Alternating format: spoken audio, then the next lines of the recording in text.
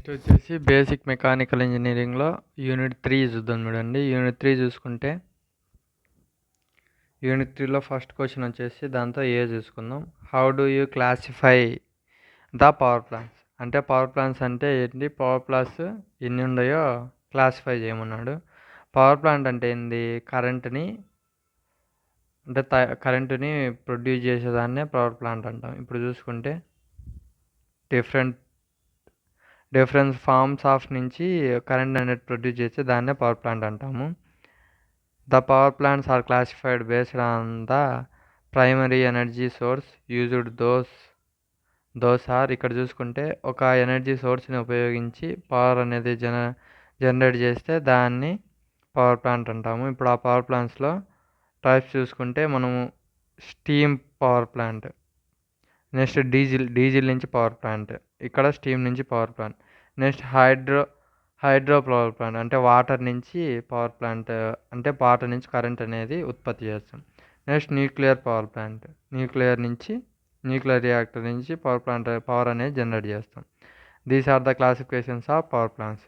Next చూసుకుంటే what is the function of engine cooling system? ఇక్కడ చూసుకుంటే ఇంజన్ కూలింగ్ సిస్టమ్ యొక్క ఫంక్షన్ మనం చూసుకోవాలి. ఇక్కడ చూసుకుంటే engine cooling system functions removing excess of heat from the engine నుంచి ఎక్కువ హీట్ ఉండేది రిమూవ్ చేస్తుంది. Next maintains the engine operating temperature where it works efficient. ఇక్కడ చూసుకుంటే ఈ ఇంజిన్ ఆపరేటింగ్ సిస్టమ్ అనేది టెంపరేచర్ అనేది మెయింటైన్ చేస్తుంది, అంటే ఎక్కువ కాకుండా తక్కువ కాకుండా మీడియంగా ఉంచేదానికి చూస్తుంది. నెక్స్ట్ చూసుకుంటే అవాయిడ్ ఇంజిన్ సైజింగ్, అంటే ఇంజిన్ సైజింగ్స్ అనేటివి అవాయిడ్ చేస్తుంది. These are the functions of engine cooling system. Next చూసుకుంటే define the nuclear fusion process with an example. ఇక్కడ చూసుకుంటే న్యూక్లియర్ ఫ్యూజన్ ప్రాసెస్ అంటే ఏందో చూసుకోవాలి, అంటే దాని డెఫినేషన్ అనుకోవాలి. Nuclear fusion process may be defined as the process of splitting an atomic nucleus into fission fragments. ఇక్కడ చూసుకుంటే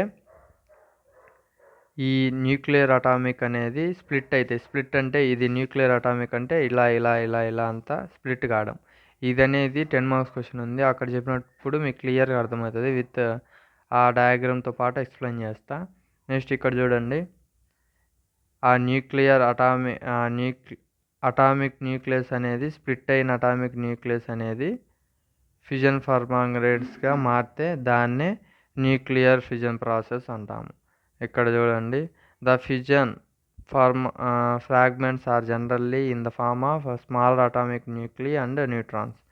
ఆ స్ప్లిట్ అయిన ఫ్యూజన్ ఫ్రాగ్మెంట్స్ అనేది స్మాలర్ అటామిక్ న్యూక్లియస్ మాదిరి, న్యూట్రాన్స్ మాదిరి అనేది ఫామ్ అవుతాయి. Next large amount of energy are produced by the fusion process. ఈ ఫ్యూజన్ ప్రాసెస్ నుంచి లార్జ్ అమౌంట్ ఆఫ్ ఎనర్జీ అనేది మనము ఉత్పత్తి చేయవచ్చు.